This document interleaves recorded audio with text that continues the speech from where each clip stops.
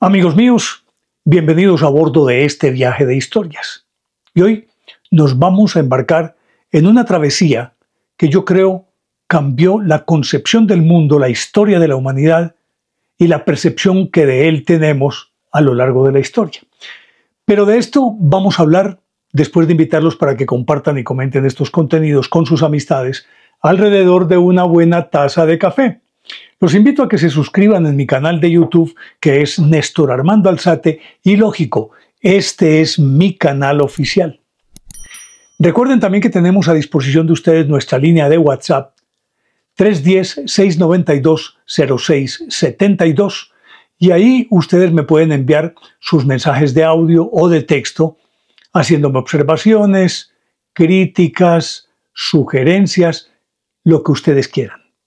Y yo le responderé mediante mensajes de audio lo más pronto posible, aunque deben tener un poquito de paciencia porque el volumen de mensajes es muy grande. Pues decía que vamos a hablar de una época maravillosa, extraña, atípica en la historia de la humanidad, pero que yo creo delineó el futuro que en aquella época se veía desde esa perspectiva, que hoy es el presente nuestro. Y estamos hablando del decenio comprendido entre 1960 y 1970. Y particularmente, al margen de todos los acontecimientos extraordinarios que hubo en ese decenio, hay uno que me parece que definitivamente sacó al hombre de la concepción de vivir en una aldea para vivir en el universo. Y con mayor razón, en aquella época se reforzó esta idea a partir de la innumerable cantidad de avistamientos de objetos voladores no identificados que hoy llamarían FANI, fenómenos anómalos no identificados. Y hablo de la carrera espacial, que de manera paralela se fue desarrollando con todos estos avistamientos. Y uno podría llegar a pensar qué relación tendría este proceso con este fenómeno, el proceso de la carrera espacial con el fenómeno OVNI. Por razones obvias, lógicamente tiene uno que llegar a la conclusión de que si todo se desarrolla en el espacio, necesariamente quienes supuestamente vienen de otras latitudes del universo lo hacen a través del espacio. Y nosotros tímidamente desde el planeta Tierra estábamos empezando a dar nuestros primeros pasos hacia el espacio sideral. Si bien es cierto, había comenzado en 1957 con aquel famoso Sputnik, si no estoy mal, de la Unión Soviética. Recordemos que Kennedy dijo en un discurso que antes de finalizar ese decenio, el hombre tendría, o que Estados Unidos enviaría hombres a la Luna. Y en efecto así fue.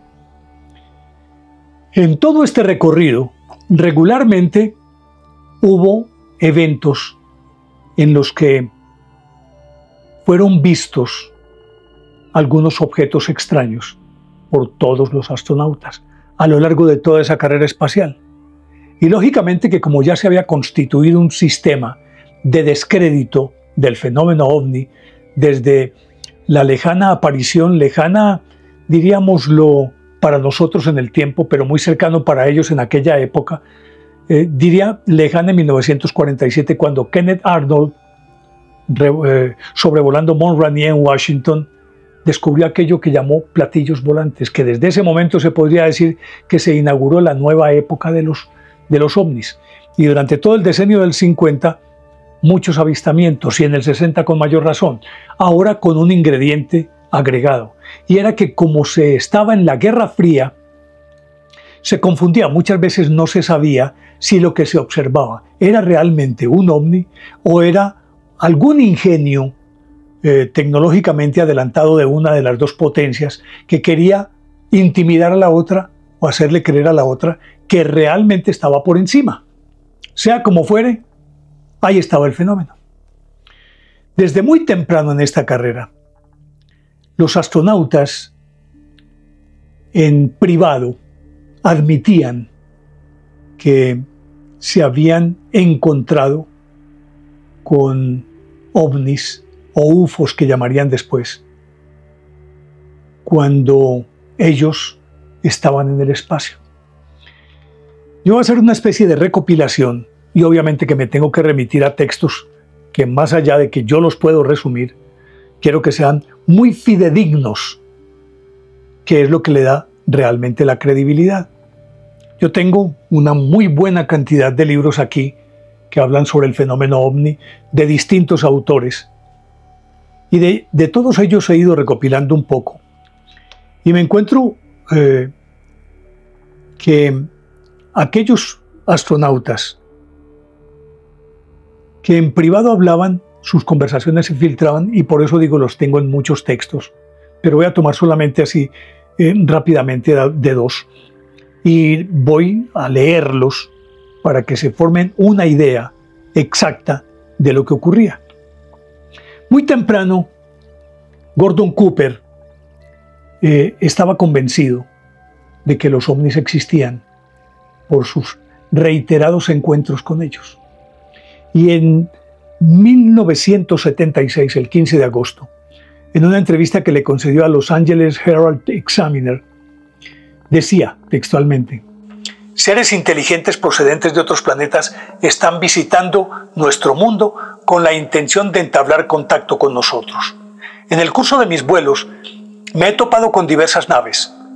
Tanto la NASA como el gobierno estadounidense lo saben y están en posesión de gran número de pruebas. A pesar de ello mantienen silencio con el fin de no alarmar al pueblo.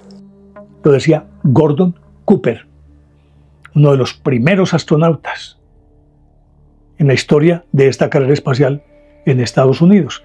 Él había participado en las misiones Mercury y Géminis. Y él inclusive envió un documento a la ONU en la que le decía: estoy convencido de que necesitamos un programa coordinado al máximo nivel con el fin de reunir los datos referentes a encuentros de todo tipo en cualquier parte de nuestro planeta, evaluarlos científicamente y buscar la mejor manera de entrar en contacto amistoso con estos visitantes. Eso decía él. Lógicamente que sus palabras eran una voz en el desierto, porque a los astronautas se les cuadriculaba de diversas maneras. En principio, tenían que firmar, lógicamente, un documento de confidencialidad, que no podían decir absolutamente nada. En segundo lugar, como eran militares, estaban obligados por reglamento a no decir nada, a excepción de que recibieran órdenes superiores. Y en tercer lugar, para ellos, decir cualquier cosa no autorizada significaba poner en peligro sus prometedoras carreras. Por lo tanto, todos preferían callar, pero algunos de ellos, una vez que se retiraron del servicio o que estaban en condiciones de hablar, lo hicieron y abiertamente admitieron que en efecto habían tenido encuentro con objetos voladores no identificados. Como todo tendía al secretismo, cada vez que alguno de ellos hablaba, era desmentido. Y con el paso del tiempo y a través de todos los organismos que abrieron o comisiones que abrieron para analizar este fenómeno y tratar de controlarlo, el Cygnus, el Grudge, el Blue Book, ya tenían un arsenal de respuestas que eran lo suficientemente contundentes, aunque no convincentes, para hacerle entender al público que no era cierto, nada de lo que se dijera. Sin embargo, un físico estadounidense, John Dacko, reconoció que todos los astronautas tuvieron contactos con ovnis, pero tales informaciones se guardan bajo el más estricto secreto. Y Brian O'Leary, otro de los astronautas, dijo el 18 de septiembre de 1994, cuando ya estaba liberado, pues cuando ya estaba retirado, dijo: durante casi 50 años, el aparato secreto en el seno del gobierno de Estados Unidos ha ocultado información sobre los ovnis y los contactos extraterrestres. La ocultación de informaciones sobre ovnis y otras inteligencias extraterrestres fue probablemente orquestada por un grupo de élite de hombres de la CIA, la NSA y la DIA, entre otros. Esto ya nos está indicando que por más que ellos dijeran, casi que se podría entender que lo que hacían era patadas de ahogado.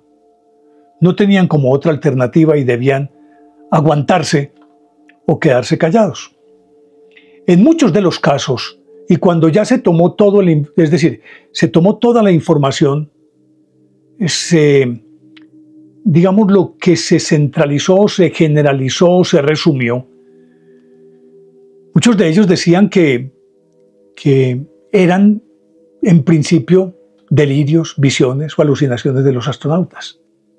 Pero algunos especialistas en este fenómeno se han preguntado siempre, unos individuos que desde muy jóvenes están sometidos a un reglamento militar, primero, muy estricto, y a unos entrenamientos súper exigentes, ¿cómo pueden alucinar? ¿O cómo pueden perder la compostura? Si realmente ellos están entrenados para afrontar situaciones extremas. Y los test físicos son de una rigurosidad que cualquiera de estas personas no solamente tiene que tener un físico perfecto, una salud perfecta, sino una salud mental a prueba de todo.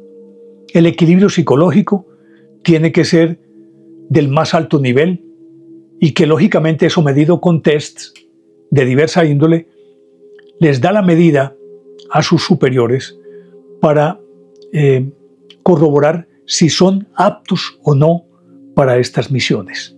Por lo tanto, descalificarlos no tiene sentido. Pueden descalificarme a mí o descalificar a cualquier persona que vea algo en el cielo. No tenemos ni los elementos, ni los conocimientos, ni los fundamentos suficientes para afirmar con certeza que lo que estamos viendo es un ovni.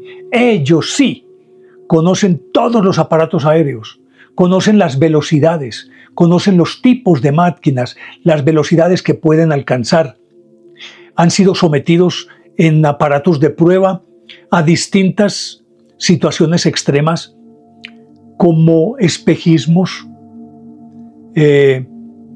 pareidolias, es decir, ver aquello que uno cree cuando no es cierto. La pareidolia es que simplemente una persona mira una nube y yo la veo como un elefante, otro la ve como un mono. Es algo psicológico de cada quien. Por lo tanto, después de decir estas cosas, es apenas lógico entender que es imposible que estos hombres tan supremamente preparados de pronto caigan en trampas infantiles. Es imposible. Y sigo entonces con lo que decían estos astronautas. Vuelvo con Gordon Cooper, que el 16 de mayo de 1963, mientras orbitaba la Tierra en su cápsula espacial, observó un objeto, lo cuenta él, de color verde con una estela roja que se desplazaba a una velocidad vertiginosa. Algo parecido les ocurrió a James McDivitt y Edward White, que filmaron un enorme objeto que se acercaba a la nave espacial y no daban crédito a lo que estaban observando. Se comunicaron con la estación de Hawái y dijeron lo siguiente: acabo de ver algo Hawái, algo que todavía está ahí. Justo cuando me acercaba para fotografiarlo, el sol me lo impidió. Era un objeto con una antena, tenía grandes brazos que salían de sus costados. Así parecía, solamente pude verlo un minuto, tomé unos metros de película y una fotografía con la Hasselblad. Debe ser una cámara especializada. Entre tanto, los tripulantes de la Gemini 10, John Young y Michael Collins, quien después fue el piloto del módulo que quedaba estacionado a 150 kilómetros de altura mientras Armstrong y Aldrin descendían a la Luna, y se vieron sorprendidos por dos extraños ovnis que maniobraban próximos a la cápsula espacial. Eso fue el 18 de julio de 1966. Y dijeron: tenemos a la vista dos objetos brillantes. Están aquí arriba y se desplazan en nuestra órbita. No son estrellas. van a la par nuestro y son rojos. Y luego el 19 de julio de 1969, cuando ya era Apolo 11, Edwin Aldrin logró filmar dos globos mejor, luminosos, blanco-azulados, que parecían perseguir la cápsula lunar. Y resulta que un grupo de estudio, la CBI International de Japón, logró hacerse a 22 fotografías de esta película que tomó Aldrin y que fueron publicadas en la revista Il Giornale dei Misteri. Y allí pudieron ver que en efecto esos objetos estuvieron acompañando a Apolo 11. Y en el Apolo 12 dijeron los astronautas: hola Houston, estamos viendo un objeto que permanece girando en el mismo sitio desde ayer y nos ha estado siguiendo todo este tiempo. Y en 1991, el 15 de septiembre, desde el Space Shuttle Discovery, que estaban sobrevolando sobre Perth en Australia, vieron un objeto luminoso. Esto lo estoy leyendo, ¿sí? Porque quiero que sea muy fidedigno. Sobrevolaban a 570 kilómetros de altura sobre Perth, Australia, y observaron un objeto luminoso, textual, que atraviesa la atmósfera terrestre de derecha a izquierda. De improviso se produce un fogonazo y el objeto efectúa un repentino giro de 45 grados y se eleva a gran velocidad hacia el espacio, esquivando, ojo a esto, esquivando a su vez un rayo de luz que sale disparado hacia su posición desde otro punto luminoso. Es decir, otro objeto estaría disparándole a este y este simplemente hizo una maniobra evasiva para que no le impactara. Pues eso se quedó ahí, y aunque pidieron explicaciones, nunca les dijeron de qué se trataba. Aunque, al parecer, como para salir del paso, dijeron que ellos habían ordenado que desde los sistemas de defensa de la Tierra dispararan a un hipotético objeto que habían visto y que pudo ser esa luz la que vieron pasar. Pero se queda ahí. Pero haciendo una retrospectiva de todos los que vieron estos ovnis, aquí tengo la lista: Frank Borman y James Lovell desde la Gemini 7, Valentina Tereshkova, que fue la primera mujer que estuvo en el espacio, desde la Vostok 6, desde la Vostok 6, Scott Carpenter desde la Aurora 7, Yuri Romanenko y Georgi Greshko desde la Salyut 6 y Gennady Strekalov desde la Mir. Estos son los que han abiertamente reconocido que tuvieron contacto con este fenómeno. Y así por el estilo, encuentra uno cualquier cantidad de referencias a que estos señores estuvieron en contacto con objetos voladores no identificados. Cuando digo contacto, no especifico que sea de manera literal ese contacto tú a tú o que hayan tenido alguna interacción telepática o de voz, sino que vieron. Y si están en una nave y pasa otra, hay un contacto. Puede que no el contacto físico de tú a tú, pero hay un contacto. Y todos estos definitivamente afirman que en efecto estuvieron en contacto. Y ahí, y por eso lo he tomado, hay unos diálogos que se filtraron y que yo voy a leer esos diálogos y que lo tomo del libro Terror en la Luna de JJ Benítez, que yo creo que es uno de los más bien documentados sobre este fenómeno. Miren que aquí lo tengo señalado. Hay unos diálogos en los que evidentemente aparece el estupor, la estupefacción, pero también de cierta manera un terror velado o un miedo velado, que como decía, para que estos señores lleguen a una instancia como esas, tiene que ser algo supremamente extraordinario por una parte, y por la otra, como es algo que escapa a su control, probablemente venga una cierta incertidumbre que conduce a... La incertidumbre conduce a la inseguridad para afrontar la situación. Cuando Apolo 11 fue lanzado, los astronautas afirman que durante por lo menos, recordemos que de aquí a la Luna son 384.000 kilómetros. De esos 384.000 kilómetros, afirman ellos que por lo menos durante 150.000 kilómetros fueron escoltados por ovnis, como si se fuera en un desfile y aparecen como parte de la comitiva de escoltas dos motos, atrás o adelante, en este caso atrás, y que por momentos se adelantaban, se dejaban ver, pasaban fugazmente enfrente y volvían a tomar su posición atrás durante 150.000 kilómetros. Y de pronto dejaron de verse. Pero ya llegando a las proximidades de la Luna,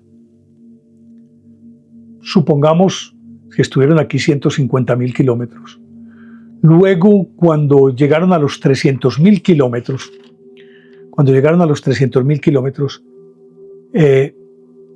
como si se hubiese dado una especie de relevo, aparecieron otros.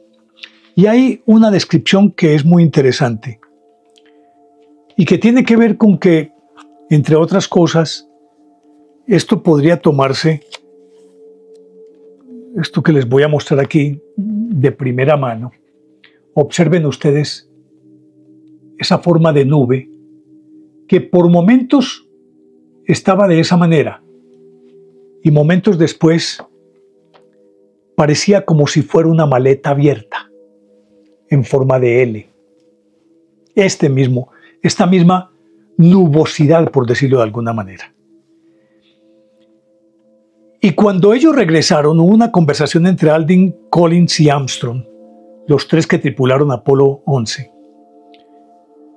Podría decirse que fue de esas conversaciones con un tono informal, pero de todas formas tenía que entenderse como si fuera una rendición de cuentas por parte de ellos, ya fuera por solicitud de la NASA o que fuera por iniciativa de ellos, pero pónganle cuidado, lo tomo de este libro del que les estoy hablando, Terror en la Luna, de J.J. Benítez. Y entonces la conversación es la siguiente. Él dice, aquí una sección textual de la transcripción del archivo técnico que se refiere al objeto. Aldrin, dice Aldrin, que fue el segundo hombre en la Luna. Recuerden que a la Luna llegaron Armstrong y Aldrin, y Collins se quedó estacionado 150 kilómetros arriba, en el espacio, orbitando alrededor de la Luna. Y dice Aldrin, la primera cosa extraña que vimos fue que fue un día antes, o bastante cerca de la Luna. Tenía un tamaño de grandes dimensiones, así que enfocamos el monocular hacia él. Dice Collins, como vimos esta cosa, entre comillas cosa, miramos a través de la ventana y ahí estaba. Aldrin dice a continuación, sí, y no estábamos seguros si sería el sobrealimentador del Saturno 4, una pieza que se desprende y queda orbitando a X distancia. Y entonces dice, no estábamos seguros si sería el S4B, sobrealimentador del Saturno 4. Consultamos con la Tierra y nos informaron que el S4B estaba a 6.000 millas de distancia. Teníamos un problema con la altura que habíamos conseguido en esos momentos, ¿verdad? Y dice Collins, había algo. Nosotros notamos un pequeño choque o quizá lo imaginamos. Tercia Armstrong. Estaba pensando en que la mesa podía haberse caído, haciendo alusión a aquello que sonó como si fuera un pequeño choque. Y Collins agrega, pienso que en realidad no notamos nada. Y dice Aldrin, claro, veíamos toda clase de objetos pequeños que nos pasaban y entonces vimos ese objeto brillante. Lo miramos a través del monocular y parecía tener un poco la forma de una L. Agrega Armstrong, como una maleta abierta. Dice Aldrin, entonces estábamos en PTC, no sé qué sea PTC, en ese momento, así que cada uno de nosotros tuvimos la ocasión de verlo y de verdad parecía estar dentro de nuestra vecindad y con un tamaño considerable. Armstrong dice, deberíamos decir que estaba justo en el límite de la resolución del ojo. Era muy difícil decir concretamente qué forma tenía. Y no había forma de saber el tamaño sin saber la distancia o saber la distancia sin saber el tamaño. Aldrin agrega, entonces me bajé al LEM, o sea, al módulo lunar. Comencé a mirar a través de las ópticas.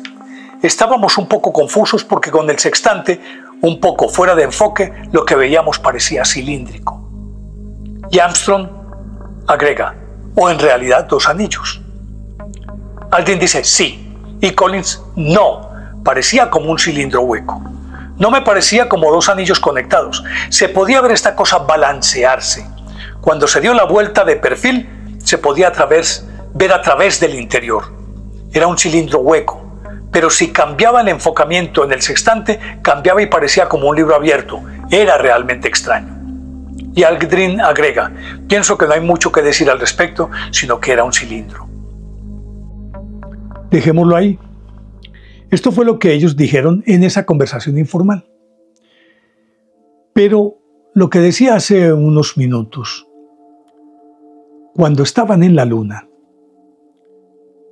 tuvieron una visión supremamente extraña.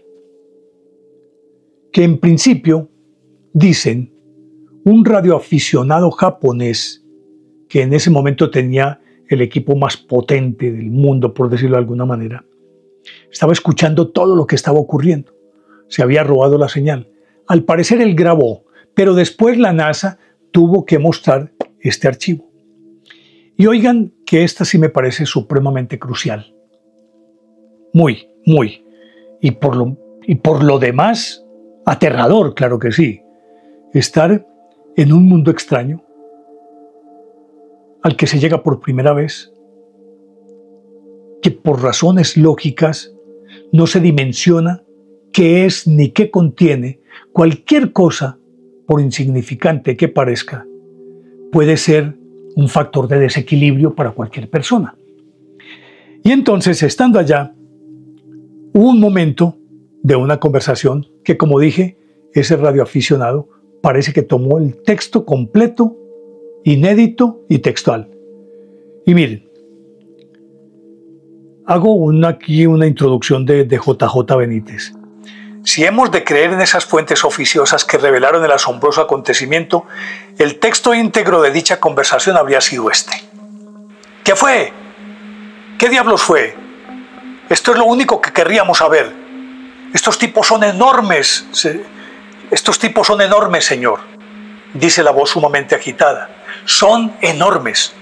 No, es el campo de distorsión. Oh, santo cielo, ustedes no lo creerían. ¿Qué les sucede a ustedes?, pregunta Houston. ¿Qué demonios les sucede? Y responden, están bajo la superficie, contestan los astronautas. ¿Qué funciona mal?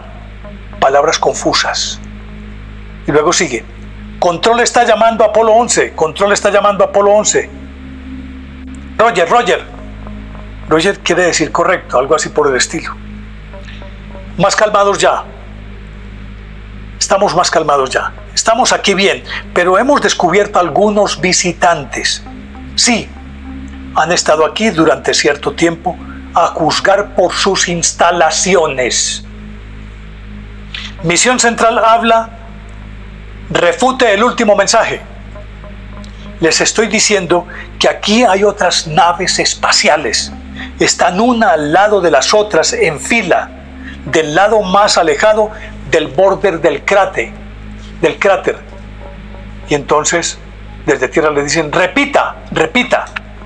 Y ellos dicen, examinaremos la órbita, queremos volver a casa. En 625 y un quinto. Es una jerga muy espacial que uno no entiende. El reloj automático está puesto, las manos me tiemblan de tal manera que no puedo. Y pregunta a Houston, ¿filmar? es la voz que interrumpe desde Houston. ¡Demonios! Es así. Las condenadas cámaras están funcionando mal aquí arriba. ¿Ustedes, muchachos, consiguieron algo? No. Tenemos más películas ahora. Las voces adquieren tonos de desesperación.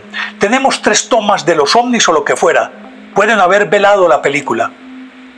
Misión Control. Es la misión Control. ¿Están ustedes por partir? Repito, ¿están ustedes por partir? ¿Qué significa el alboroto? ¿Por escenas de ovnis? Explique. Están posados aquí, responden los astronautas. Están en la luna observándonos. Obtengan fotos, todas las fotos posibles de los ovnis. ¿Están ustedes filmando? Sí, los espejos todos en su lugar, pero esos seres pueden venir mañana y llevárselos. Cualquiera que sea su forma, eso eran naves espaciales, no hay dudas. Y ahí finaliza esa conversación. Lógicamente que esto fue vedado para la opinión pública, pero se filtró. Y ya es un documento excepcional que se considera legítimo y que dentro de los anales de la historia de los ovnis es una pieza maestra de una invaluable, es decir, invaluable. No hay cómo justipreciar el valor de esta conversación. Y por si fuera poco, con el Apolo 12 también ocurrió lo mismo y con el Apolo 15 tal vez.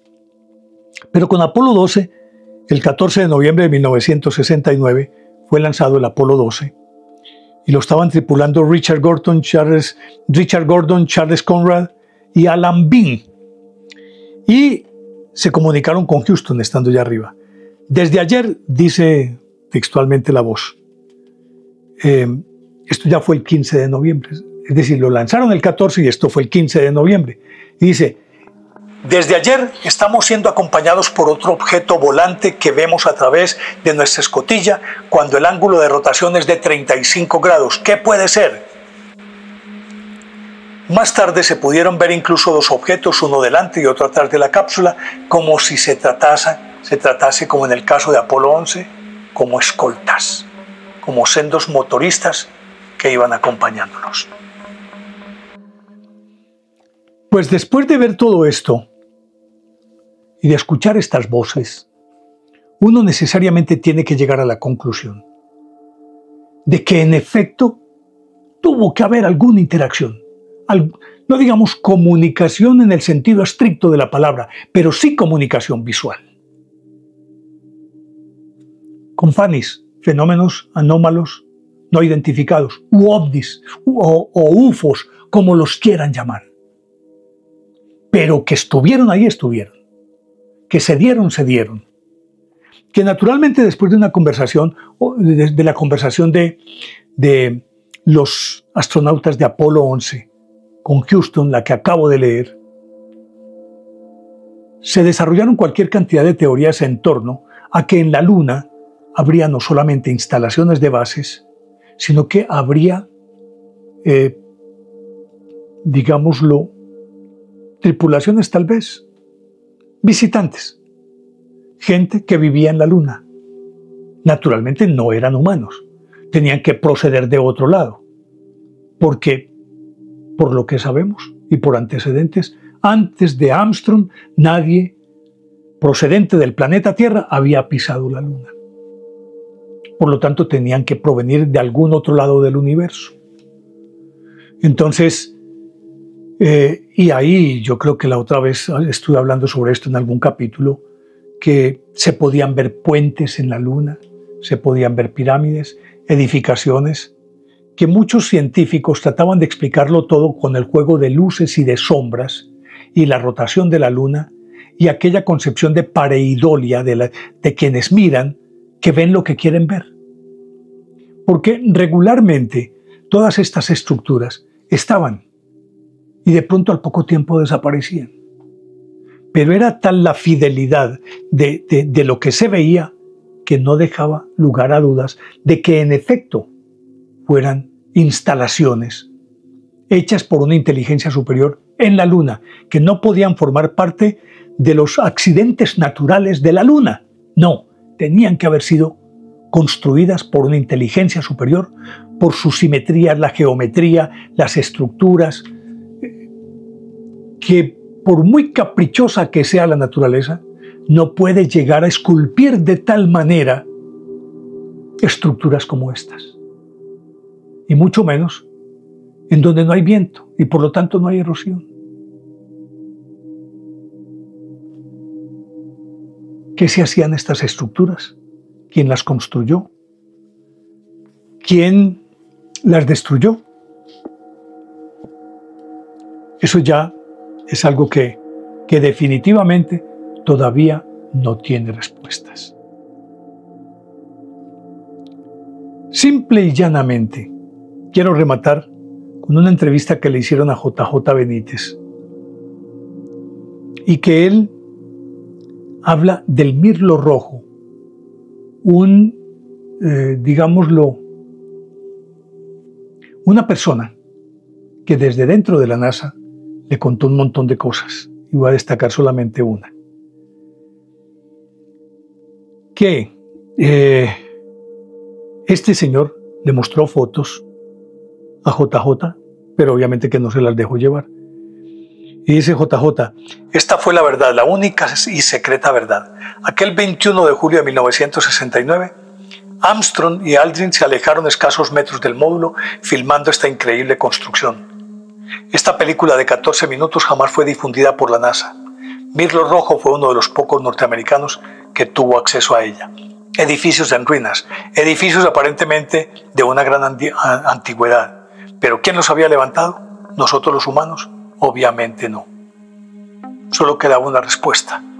Esta era obra de una civilización no humana. Blanco es, gallina lo pone y frito se come.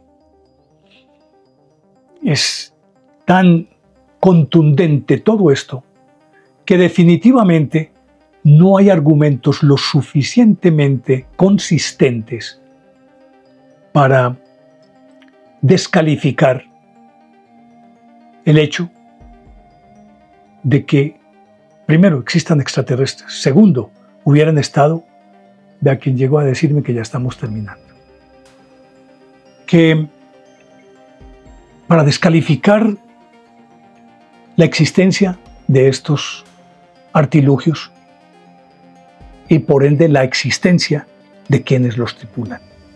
Definitivamente, eso hay que darlo por descontado, así nos indiquen siempre que eso no es cierto. Por esta misma circunstancia, yo les dejo a ustedes la inquietud de si les parece lógica o ilógica esta historia, que ha sido un poco atípica porque he leído mucho de todos estos textos. Venga pues niña, mire pues salude. De todos estos textos, eso, que la vean. De todos estos textos que definitivamente dan fe de que en efecto,